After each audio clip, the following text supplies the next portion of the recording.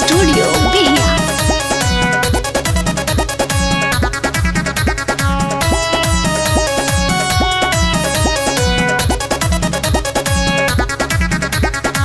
लिपि पोती चौका पूरबनी सजवनी भावनवन हो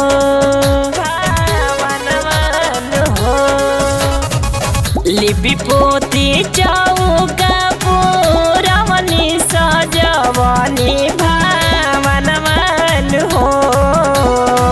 सिरवा पर चढ़ी के माई ओई है अपने गनमन हो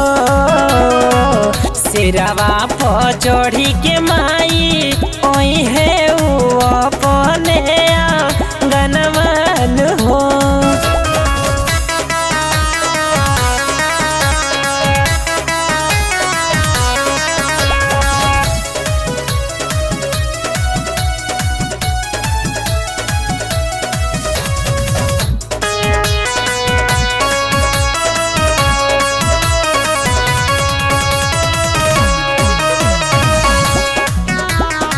सातु बहिना घरे आई है संगे भैरो भैया भर आंगने ही से जमवल बनी जइया हो सातु बहिना घरे आई है संगे भैरो भैया भर आंगने ही से जमवल बनी जइया दुआरा पे ही से का राई दिहले बनी हम मन हो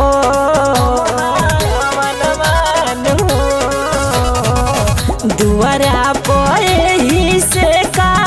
राई दिहले बनी हम मन हो सिरवा पर चढ़ी के माई ओई है अपने गनमन हो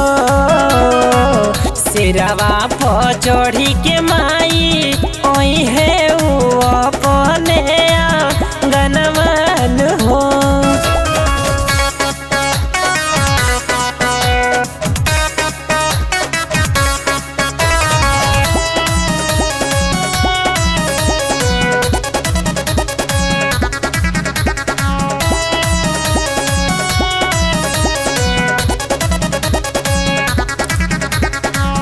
राहुल रोहित दीपू सुनाए सजनामा लवा कुछ बजा दो घर ही बारह हो बजनामा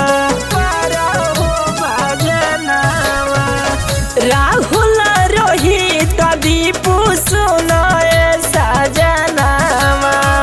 लवा कुछ बजा दो घर ही बारह हो बजनामा पाठ कइल जाई संगही माई से मांगल जाई मांगनवन हो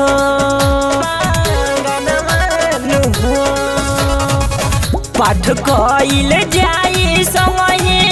मांगल जाई माई से मांगनवन हो सिरवा पर चढ़ी के माई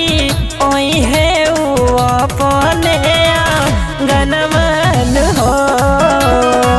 सिरवा पर चढ़ी के माई ओई है अपने